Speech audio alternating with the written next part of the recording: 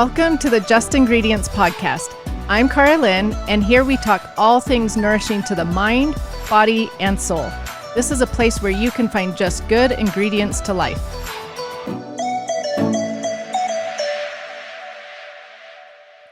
JoJo's chocolate is a delicious dark chocolate snack that was created by a mother battling cancer and sugar cravings, who just wanted a bite of chocolate every day without feeling guilty about what she was eating.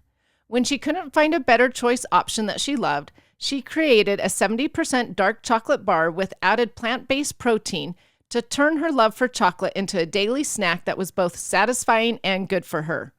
Not only are JoJo's chocolates delicious, but it is always dark chocolate, non-GMO, gluten-free, plant-based, low sugar, low carb, and always contains added protein. I love having JoJo's on hand when I'm wanting an after-dinner treat that is still nourishing to my body. With a wide variety of flavors, there's an option for every member of the family. For 20% off your order of $40 or more, use code Karalynne20 at www.jojoschocolate.com. Once again, that's Karalynne20 for 20% off your order of $40 or more. Dr. Heather Mckee is the UK's leading lifestyle behavior change specialist and founder of drheathermckee.co.uk. Having studied health behavior change psychology for 10 years, her mission is to offer a sustainable, evidence-based alternative to an industry saturated with quick fixes and health fads. She supports businesses in designing and evaluating digital and in-person wellness programs for long-term adherence and positive health outcomes, and runs the Bite-Sized Healthy Habits course for individuals looking to create lasting habit change. You can kickstart your own healthy habits by joining her free 5-day Bite-Sized Habits challenge at www.bitesizedhabits.co. Dr. Mckee's research has been published internationally in leading academic journals, as well as in featuring in Time Magazine, Vogue, Huffington Post, The Times, and LA Times. You guys, I'm super excited today to have Dr. Heather Mckee with me. I just love what you teach about habits, things like that. And so I'm really excited to just ask you a lot of questions. So welcome. Oh, thank you. So tell my listeners a little bit about yourself, your background, and how you got started studying behavior and behavioral changes. Well, God, I think it almost started, when I was a child, my favorite part of the magazine was, the last page where it's like a life in the day of, of what people did. And I always wanted to know what people's routines and habits were. But I went on, when I was in university, I ran a metabolic syndrome clinic for people with diabetes and heart disease. And we had, wonderful nutrition plans and wonderful personal trainers. But a lot of people couldn't still make their healthy habits stick. And it was incredibly frustrating. So I ended up sitting down with each of the 60 people in the clinic. And I just asking them why, what was getting in the way. And I think that's what really kind of spark that ignited my want to learn more about behavior change. So then I went on and did a master's and a PhD in health behavior change. And I think for me as well, I made the transition then eventually from academia into business. And that was because some of my studies got taken up by the press worldwide. And people were asking me, why, they were all around them, how do we lose weight without dieting? How do we maintain our behavior changes? And I really wanted to be able to translate things beyond academia so that, people just like you and me and everyday life could actually use what we know is effective for academia, but actually apply those principles to their lives today, right now. And so I think, that brings us up to today where, I'm really passionate about helping people find that joy in their healthy habits now and do that in an evidence-based and evidence-supported way. Oh, that's wonderful. I actually want to talk to you about habits. I want to start at the beginning, though, just with some basics. What is a habit? Well, what makes something a habit? Is a lot of our day filled with habits? Yeah, great question. Habits, two answers. So habits are developed through something called context-dependent repetition.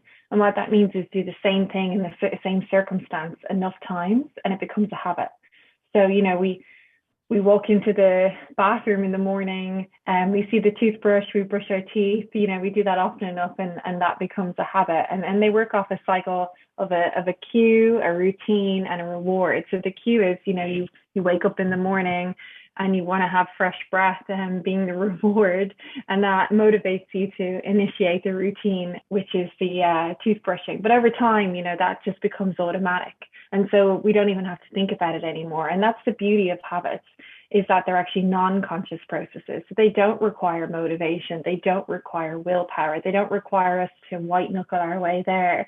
They're actually non-conscious processes. It's not like, Karalynne, you lay in bed this morning, weighing up the pros and cons of dental hygiene, or wondering if you're motivated enough to brush your teeth, or you're in the zone of toothbrushing. You just did it because it's a habit that you had. Your brain reminded you of it because it's something that you've done time and time and time again.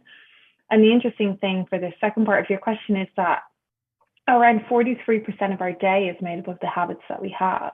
And so it's our routine that matters, not our willpower. And that's why it's so powerful to actually create healthy habits, because once they become habits, we don't have to motivate ourselves anymore. We don't have to use our willpower anymore. And actually, they come automatically to us, just like brushing our teeth in the morning. Okay, so actually, how do we make habits then? Well, the thing is, it's about context dependent repetition. So we need to repeat something often enough in the same environment for it to become a habit. And so it's really, really important when it comes to habit change that we do things consistently, because it's that repetition that builds a habit. It's the repetition of a particular behavior in response for a particular reward. So we need to feel good about actually engaging in our behavior. We need to feel like there's a certain reward for engaging in our behavior. And that's how both good habits and unhelpful or bad habits are formed, because all habits, whether they're good or bad, helpful or unhelpful, they're all formed through that habit loop, and they're all formed for a particular reward. But the key thing about creating a habit is actually to tie a particular behavior to a particular cue in a particular environment. We repeat that often enough, and then it becomes a habit. Okay, so there's a myth. Well, maybe it's not a myth. I hear all the time that it takes 21 days to create a habit or to form that habit. Is that true? No, you're right. Well, you're right. Your first instinct's right. It is a myth, and it's so interesting because it's an anecdotal myth, and it came from plastic surgery research in the 70s. And actually, what they found was that that's how long it took for people to actually adapt to their new appearance over time after they'd had plastic surgery. And somehow that got delineated into that's how long it takes to create a habit. But much more recent research has shown it can take anything between 66 and 122 days, depending on how complex the habit is.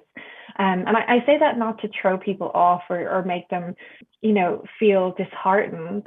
It's around the 3 month mark. But what I would say is, habits are for life. They're not just for January. It's not like we do all of our toothbrushing in January and expect positive dental hygiene for the rest of the year. If you're not following it anymore, it's not actually a habit. And so when we look at adopting habits, we've got to think about it as a lifetime process. Is it something that I'm going to be doing, not just 6 weeks or 6 months from now, but 6 years from now? And I think it's important to take that long-term view, because ultimately it gives us then permission to experiment, permission to fail, permission to actually find something that works for us within the complex busyness, craziness of our lives. Okay, so let's talk about this for a little bit, because habits sometimes are really hard to make or to keep, I should say. I've got lots of habits that I want to create, but they're hard to keep. So does mindset, well, I should say mindset obviously has a role in this then. No, and it's true. And I think what you say is absolutely true. And I think that's an important thing to say up front. Habits are hard. If it was simple, we'd all be following every habit that we wish to create.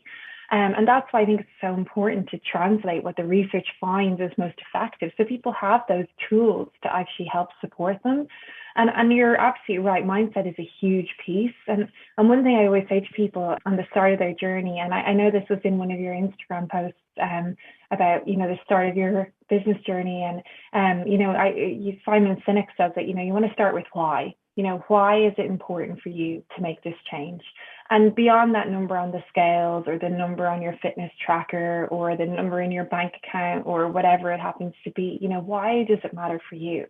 I often say, you need 5 whys to get to your true why. So say, you want to get fitter. Well, why do you want to get fit?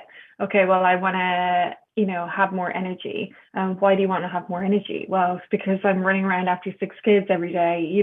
It's burning me out. So, I want to be able to contribute more to those relationships. Why is that important? Well, actually, because being a parent is one of the most important roles I have in my life. And it takes a few whys, but if you can ask yourself why 5 whys, it helps you get to that intrinsic motivation.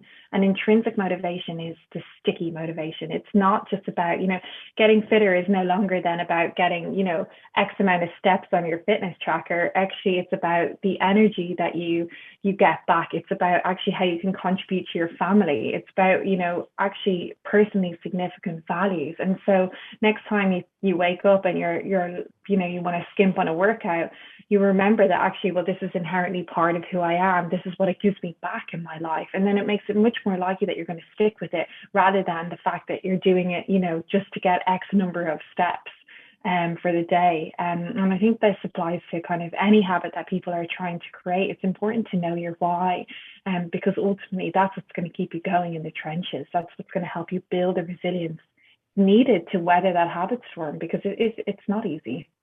It's not easy at all. So I love that you say to find your why. I need to actually apply that. Maybe that would help me keep some of my habits better. Okay, so let's talk about then when you have created it or you're trying to create a habit and you fail. What's your Mm. advice for when you fail? So that will happen to everyone because we're all human. So that was the first bit. Like, failure is part of the route to success. And one of our studies, we looked at people that were successful at maintaining their habits long term and their healthy habits, and those that, were successful for a while but then went off track. And what we found, the key difference between the regainers and the maintainers was that the maintainers were able to learn from their failures.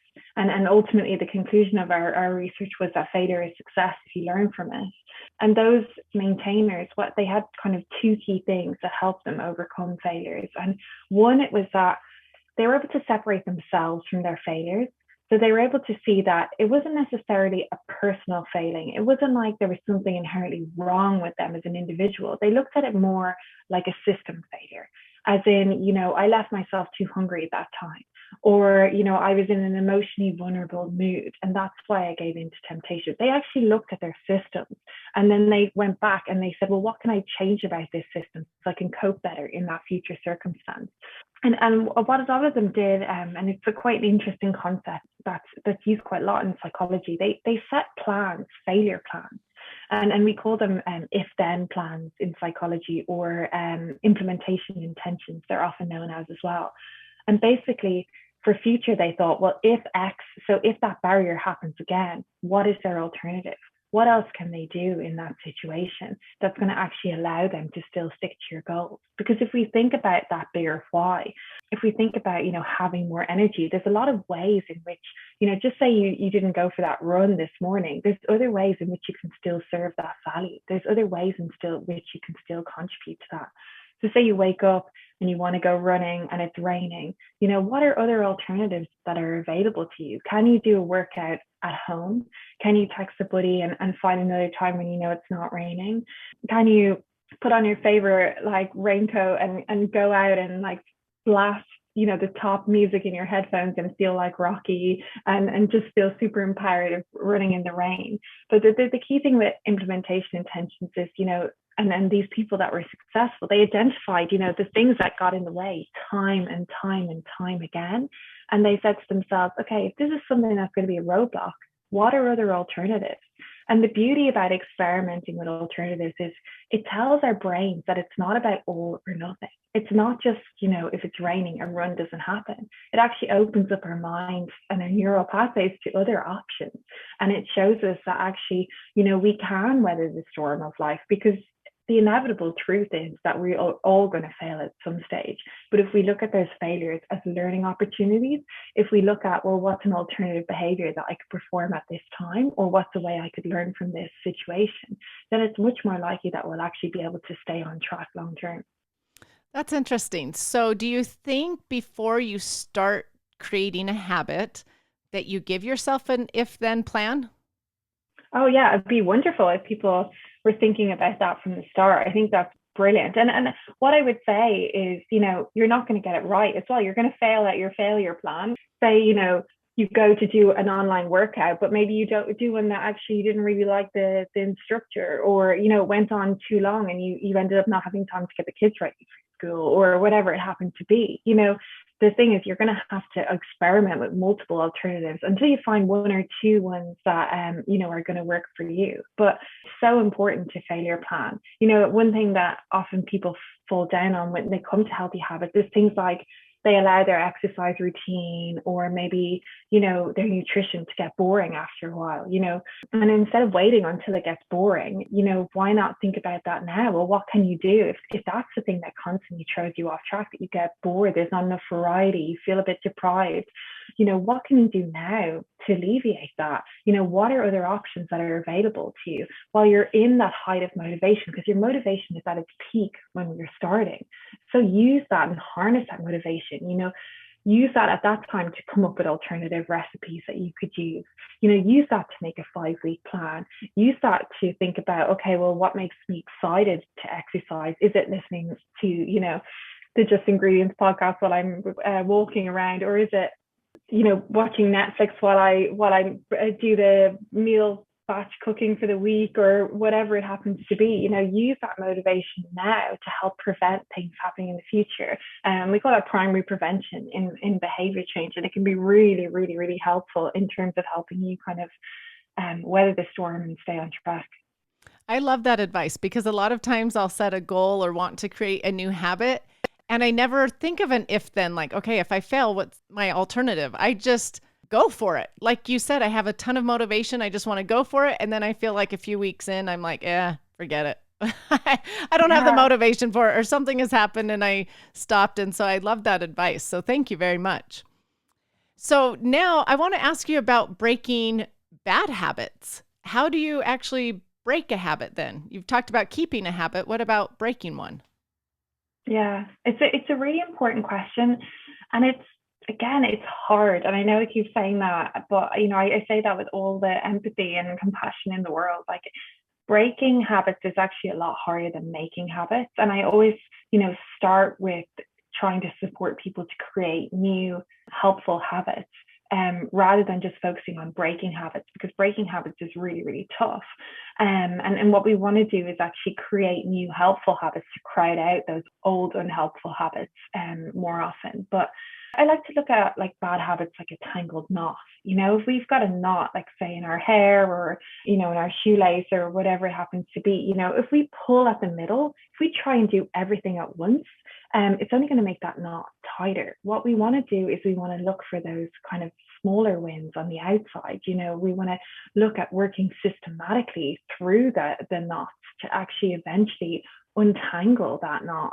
And how you do that is, I kind of take a 3-step approach to this. The first thing is to track, when do you give in to temptation most and why? What are your unhelpful habits? We did a study on this where we got people to track on an app, when they gave in to temptation most and why. And it was interesting because there were certain times of day that people gave in most. So they were 3:30 in the day and 8:30 at night. And even inter-individuals, so those individuals themselves, they had specific times of day that they tended to always give in to temptation. And it tended to be the same things for people as well. It tended to be boredom, fatigue, stress, frustration. And so, if you want to understand more about what drives your unhelpful habits or bad habits, and I think the important caveat to say here is every habit is actually, serves a purpose. It serves a function in your life, even if it's an unhelpful habit. So learning more about what's driving it is very, very important. But the first step to do that is awareness. So tracking, I would say track for 5 days, a week if you can. When is temptation happening? When are those bad habits happening? When are those unhelpful habits happening? Where are they happening? What are they? And what's the reason that you think? What's the why behind that? And what I mean by that is, like we talked about at the top of the call, we talked about, habits are formed through a loop of a cue, a trigger, and in response to a reward. So, the reward is the really, really sticky bit. So if we know, from the tracking, okay, when and where we're giving into temptation most, that can be really, really helpful. And what we really, really want to know is what reward do we get from engaging in an unhelpful habit? So, for example, if I'm working on a really tough project at work and, I'm finding I'm a bit frustrated with it, and then I whip out my phone and I go on my news feed, the reward there is that it relieves my frustration. It gives me a break. It allows me to maybe release some tension. But, the more often I do that, the more unhelpful it becomes. And the more likely the next time I'm stuck on a work project, even though if it's something that's quite important to me, my brain will remember what I did before. And so what we want to do is understand the why behind what drives these habits. So if you're finding, that you're comfort eating or, whatever the habit might be, why is that? What's driving that? Is it stress? Is it loneliness? Is it anxiety? And start to dig into the why. So ask yourself when and where are these coming up, but also ask yourself, why is this happening? What's the emotion that's driving this? Because once we know that emotion, once we know the reward that we're getting from our unhelpful habits, we can start to reverse engineer them. So if it is stress, if it's a certain time of day and you're finding it stressful, what are other alternative options to that unhelpful habit? What else can you do in that situation that maybe actually taps a little bit more into a stress relief? So can you, meditate for 3 minutes while you boil a cup of tea to have a break? Can you walk outside for 3 minutes and just get a breath of fresh air? Start to think about what alternatives actually provide the same reward. And if you can do that, if you can keep the cue the same, the certain time of day or a certain trigger, and just change the routine, it can be really, really helpful in terms of replacing those unhelpful habits with more helpful ones. So you want to track when and where they're coming up. You want to really dig into the why it's coming up, what emotion is driving it. And then you want to look at, well, what else could actually give me that same reward, but be a more helpful or a more functional habit? And that's really the key to kind of untangling the habit knot. And I would say, then once I would take small steps to start to untangle it. I wouldn't try and do everything and all at once. And like I said, 3 minutes of meditative breathing while the kettle boils, instead of prescribing yourself a 20-minute sit on a cushion on the top of a mountain kind of meditation. You start small and then build those over time, and soon you'll be able to build out those helpful habits, which are likely to then crowd out those unhelpful habits. So one little step at a time. That's what I teach on my platform all the time with a health journey. Just one little change at a time. Don't try to do it all at once. So as I'm listening to you, creating a habit and breaking a habit both sort of have the same plan. It's to be aware of the situation, have a plan, and know your why. Is that correct? Yeah, I would say, like they both work off the same loop. I would say there's kind of a couple of things. You start with your why, and then I would say, then I think with creating a habit, it's about thinking about your how, and you just touched on it there as well. It's about, what's that one small step you can take each week, and the reason being is because small steps are actually, they don't use up our willpower as quickly. We all think, New Year rolls around and we're all like, right, I'm going to give up sugar. I'm going to run every day. I'm going to save loads of money. I'm going to be nice to my kids, whatever it happens to be. And we add all these goals in, and it's actually a concept in psychology known as goal dilution. It actually dilutes our effectiveness at our focal goal. And so what we need to do is actually strip all of that back and actually focus on making one small change at a time. I always say, if it doesn't pass the giggle test, it might not be small enough. So, I say to people, think about one small change you can make over the next week. And if it's not laughably small, it might not be achievable enough. And one question to check in with yourself and see if that small change is achievable enough is to ask yourself, on a scale of 1 to 100, 1 being not confident at all and 100 being 100% confident, where am I that I'll be able to carry this small change out next week? And if you're not over 70% confident, then you need to make it easier.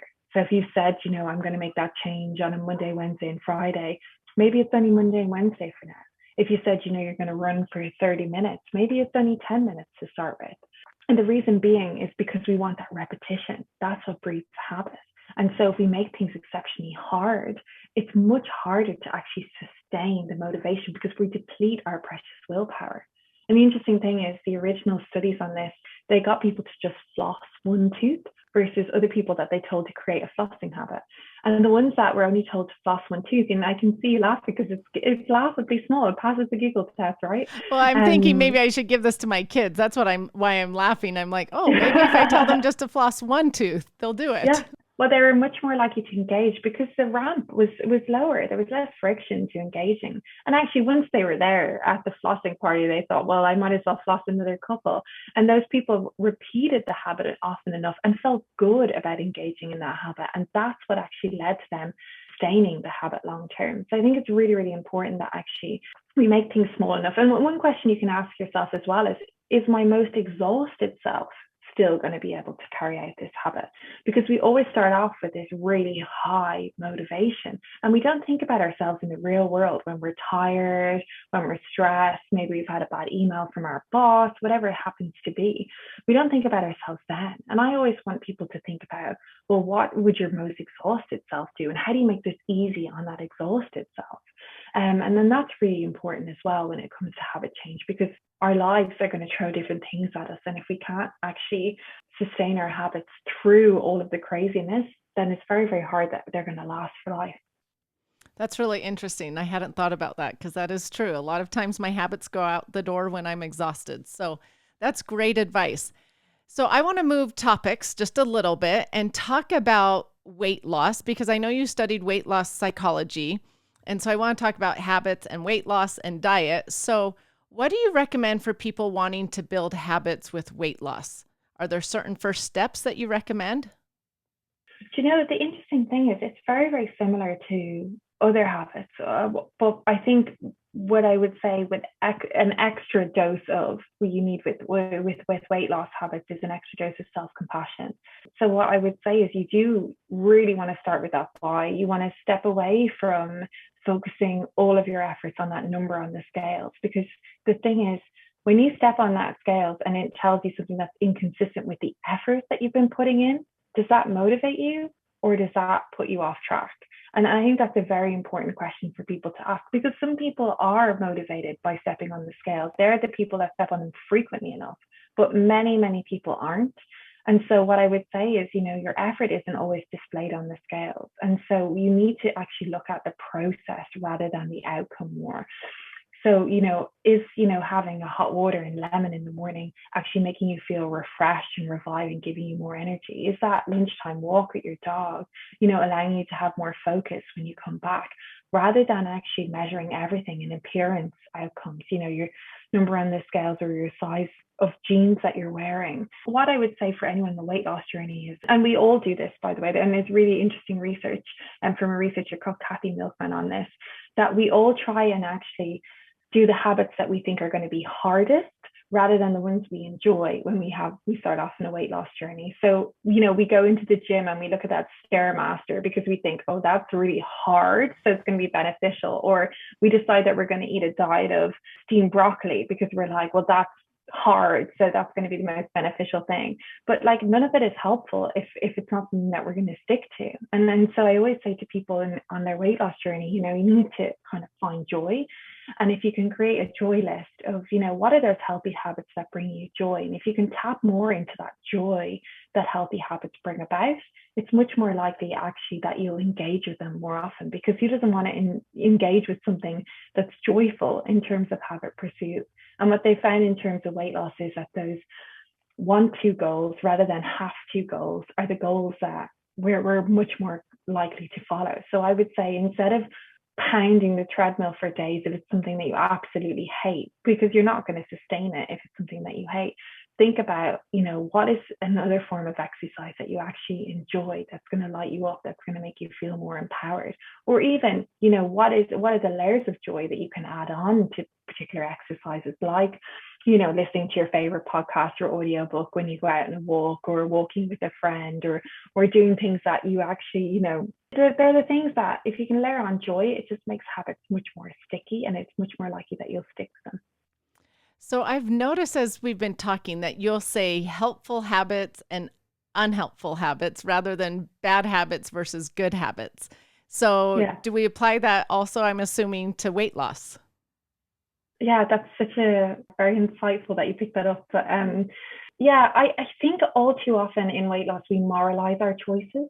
If we eat a certain thing that's a so-called off plan, then we think of ourselves as a bad person, or we've made a mistake or we're some sort of failure or whatever. And again, like it goes back to it's system failure. Maybe you left yourself too hungry. Maybe you didn't eat enough at lunch. Maybe you're feeling quite emotional right now.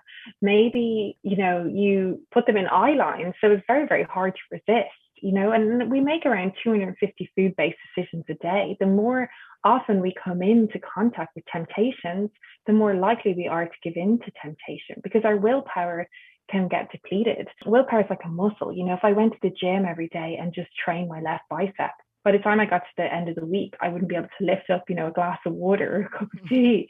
But if I went and trained it in adequate amount, it would get stronger over time.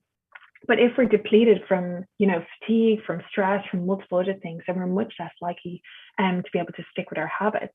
But the thing is, change is hard, and it's even harder if you're being hard on yourself about it. So moralizing your choices by saying, I'm a bad person because I've done this, or I'm a good person because I've done that, is just making it harder for yourself to separate yourself from your system. And I think it's really, really important that, especially with weight loss, that we step back and we look at, well, where are the system failures here? Where has the system failed? Because if we can separate it from ourselves, then it's much more likely that we can look at it objectively, and it's much more likely that actually we'll be less hard on ourselves about it. And so, yeah, I like to say helpful and unhelpful habits because I don't want people, like, every habit serves a function in some way or another. And, it's all helpful in our brain. Our brain thinks all these habits are helpful. But, what we want to kind of cultivate is those habits that are more likely to support us and support our value goals and support who we wish to be in the world.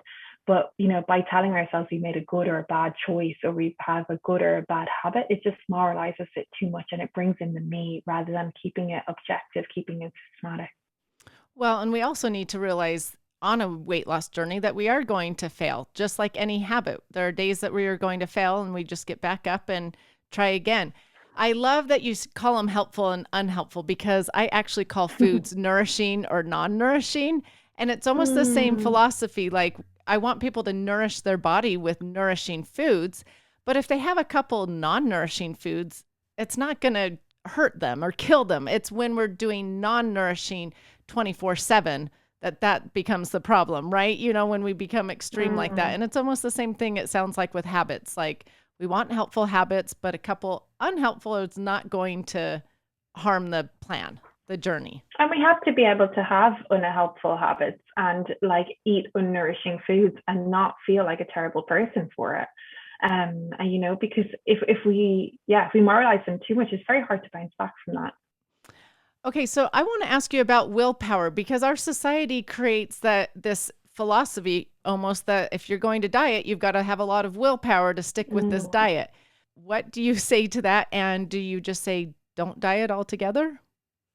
So yes, I say focus on skill power rather than willpower. And what I mean by skills is things like planning, things like organizing your environment to best support you. And interestingly, in studies they found that those that are best able to resist temptation, or those that have the highest willpower, are people who engineer their environment to make it easier to make the healthy choice. And what I mean by that is, they don't open the cupboard and the first thing that smacks them in the face is the packet of potato chips, that they open the cupboard and the first thing they see is maybe cherry tomatoes or, chopped carrots or whatever. So they've engineered their environment because they know, okay, at the end of the day, when I'm finished work, I'm going to go rooting in the cupboards to actually look for foods. If they're the first foods I see, I'm much more likely to engage with those. They've engineered their environment in a way that they signed up to fitness class with their friend that they know that they're going to be accountable to. They've engineered their environment in a way that they won't walk past, the donut shop when they know that they're depleted and they're tired because they know that they're going to give in to the temptation. They've engineered their environment that they always get the smaller size cup when they go to the coffee shop, where they bring their own coffee cup with them. they don't rely on their future self to have willpower. They trust that their future self is going to actually give in to temptation. And that's what I think is very, very important in any weight loss journey, is to actually try and be your future self's best friend, to understand that willpower is unreliable and it's going to fail. And so if you set yourself up for the fact that you might think you might fail in a certain circumstance, then it's much more likely that you'll succeed, because you've given yourself the compassion and you've given yourself the tools to be able to stick with things, instead of relying on your unreliable willpower. So you don't leave yourself vulnerable in certain situations. You've already got things in place that are actually going to help you stick with your habits. So another thing would be putting your phone on focus mode so that it automatically kicks you off social media after a certain time so you can get a good night's sleep. We want to engage in unhelpful habits. We're driven to engage in unhelpful habits for some certain reward. So we can engineer our environment to actually support and make the helpful choice the more obvious or easy choice. Another example would be, if we're trying to cut down on TV, and when we walk into our living room and the first thing we see is our TV and all our furniture is arranged around our TV, and our remote is just there. And James Clear talks about this in Atomic Habits really well. Let's introduce friction, make it harder to engage in those unhelpful habits. So, hide the remote or put it somewhere else, unplug the TV each time. Can you set a timer for certain shows? Can you set a night where actually this is family TV night and make a special occasion of it? Can you rearrange the furniture in your living room? Can you just introduce a little bit more friction to make it harder to engage in the unhelpful habits, and then reduce the friction, like putting out your yoga gear, last thing at night, or rolling out the yoga mat or your weights, so you don't have to trip over them in the morning to actually go and do anything. That lowers the friction to engaging in your helpful habits.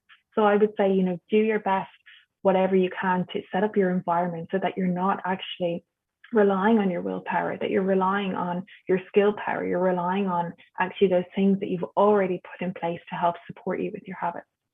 I've never used that term skill power, and I actually really like that, because really for any habit to become successful, there's got to be planning beforehand. And so I love that you're going to use your skills of planning and organizing and being aware and knowing your why, rather than just sheer determination.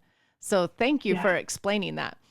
But now I have a question for you, because I know a lot of people get on a weight loss journey or try to create these weight loss habits, and they get frustrated over time because they've tried to do what you've said, like, plan and be aware and do those things. But then the weight loss is just plateau, or their goals have just become plateau. So what do you suggest to that? Yeah. And I think that's really hard, but that is actually what happens to everyone on a weight loss journey. So the first thing is to acknowledge that a plateau is a very, very normal part of a weight loss journey. And the problem is when people plateau is then, because we can lose weight quite quickly at the start of a weight loss journey. But after around 12, 16 weeks, sometimes 3 months, we can start to plateau. And often that's because we've, introduced a lot of new habits and everything else.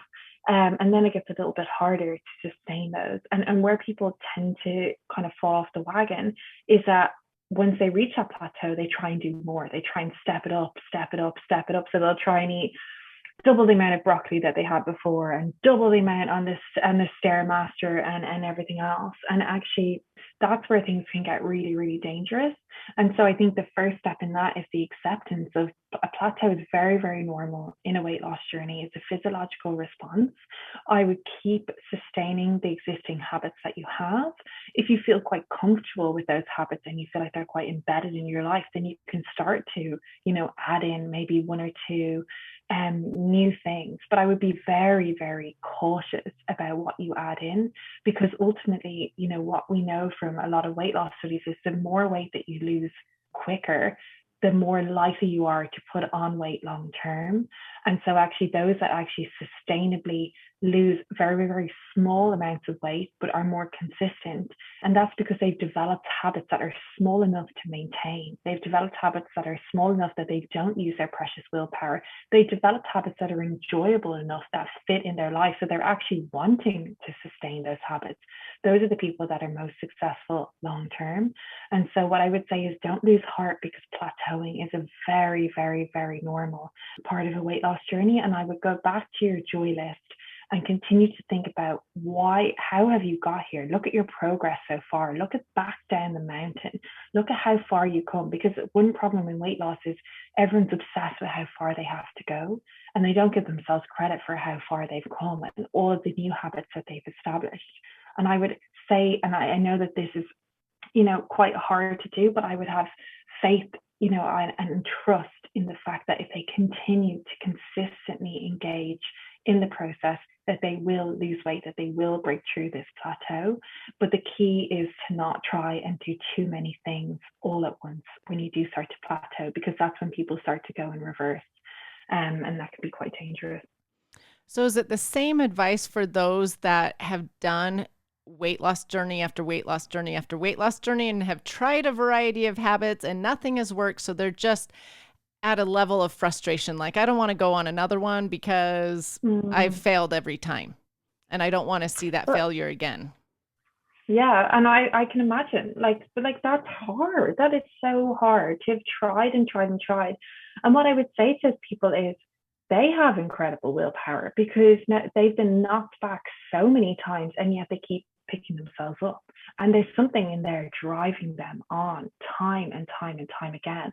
And I would look to harness that. So the first thing I would get them to do is I would get them to list all of the diets that they've been on in the past, what's worked for them, what hasn't, and actually do a bit of a behavioral investigation. When around that they've been doing these particular diets, do they find they go off track? Is it the same time? Is it in response to the same trigger?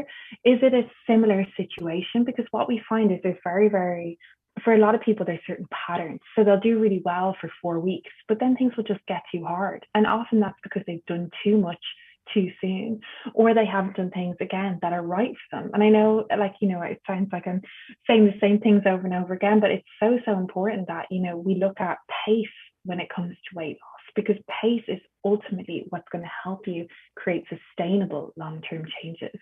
And so look at where you failed in the past. What are the key learnings? Because there's going to be so much insight in there. Is it after a couple of weeks? Is it that you get bored or you feel too deprived? And one thing I used to do some weight loss and weight maintenance coaching. And one thing that we'd always start with is, what are people's favorite meals? What are their favorite things to have? Let's make sure that you have those every single week, because two key things that we know from long-term literature and from meta-analysis, so there are studies of studies into weight loss, is that deprivation and stress are the key kind of factors that throw people off course. And as soon as people start to feel deprived, that's when they start to give in to unhelpful habits and, they go off course. So I would ask yourself, was it deprivation that threw you off? What did you feel deprived of? What way can you bring that back into your routine to actually help support you, to keep you on track? But let's try it in a measured way. It doesn't mean that you have to have takeaways every night. And there's a concept in psychology called delayed gratification. So, what's the best night of the week for you to celebrate and have a lovely meal? What's the best donut you can buy, and when can you have that in your week that's going to be most motivating for you, so that you can resist the other donuts, knowing that your donuts are part of your life, and everyone should be able to enjoy the foods that they love. It's about training ourselves to not want to have them all of the time.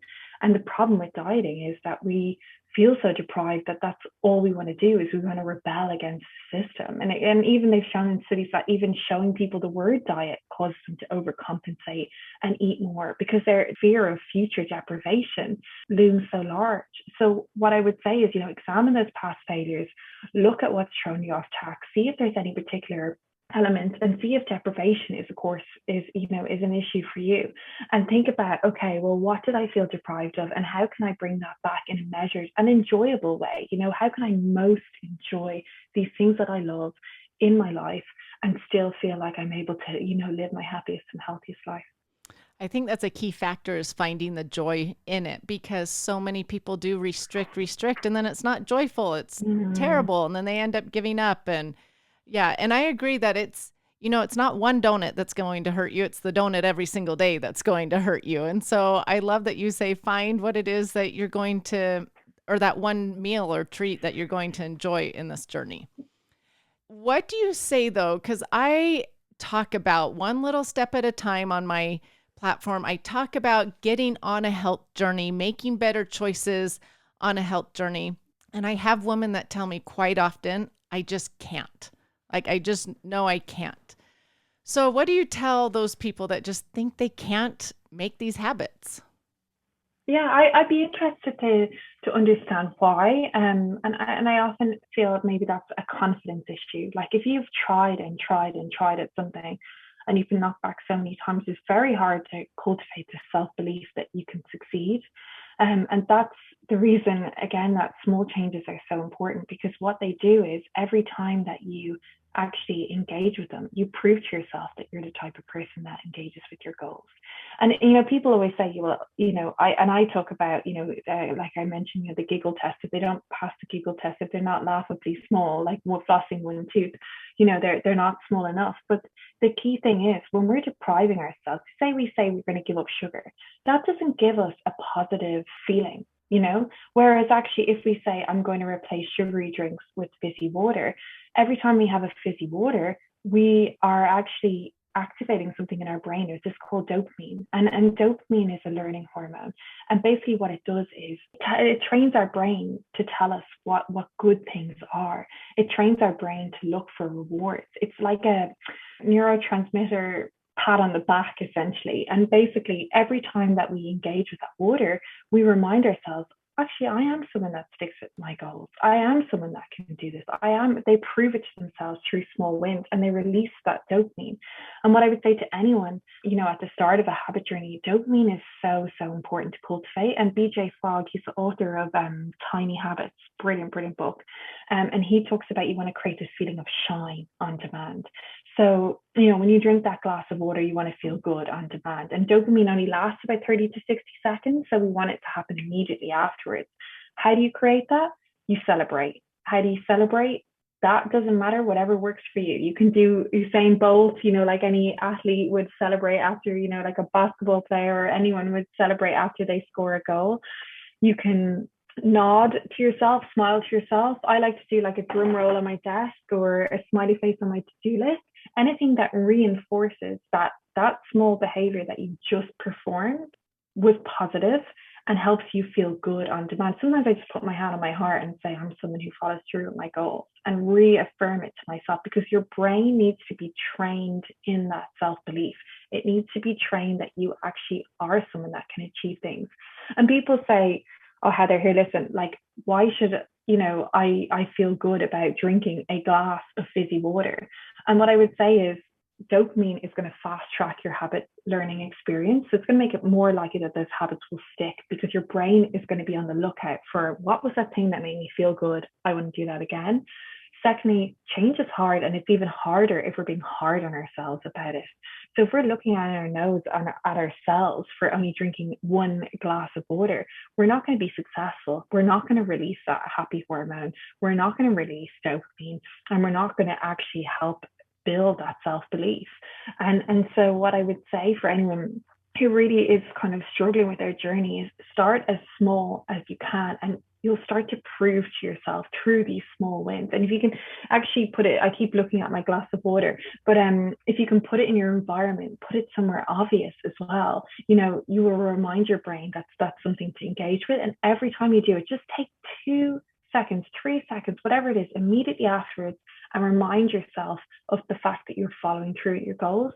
Over time, that will help you build that self-belief. And actually, ultimately, that's what's really, really key to actually engaging with things long term. I love that advice so much because I'll tell you why. I went on a health journey I've been on a health journey for 15 years. One of the last things that I needed to get rid of was Diet Coke. It was just a favorite of mine and I loved drinking it, but I knew it was not good for me. So I tried 3 different times of restricting. Like, okay, today's the day, I'm not going to have it anymore. And I was trying to accomplish this habit with willpower. Finally, and it never worked. I would last, 2-3 weeks, and then I would give in. Finally, when I found a replacement for the Diet Coke, a fizzy drink, like you said, that I loved, well, every day I would just reach for that fizzy drink that was nutritious and nourishing. And every day I was like, wow, I'm actually really proud of myself. I don't want that Diet Coke. And it was a different mindset. It was like, oh, I did it again today. Oh, look at me. I'm accomplishing this. Oh, wow, I'm proud of myself. And eventually it just became a new habit. Rather than restrict, I can't do this. It was purely a self-confidence and mindset, like you said. So thank you for sharing that, because it is really true. Thank you so much for being here today. I really appreciate all the advice that you've given and all these little tips about habits. Is there anything else that you want to tell these people that are trying to create these new helpful habits? Yeah, I suppose I would say, we're all kind of looking for that secret sauce. We're all looking for that one thing that's going to make that change that we've always wanted to have. And I think it's time that people stop and realize that you are the secret sauce. Only you can change your habits. And it's about actually understanding how you work and setting up your environment to support you, understanding why you fail, understanding what's going to support you best.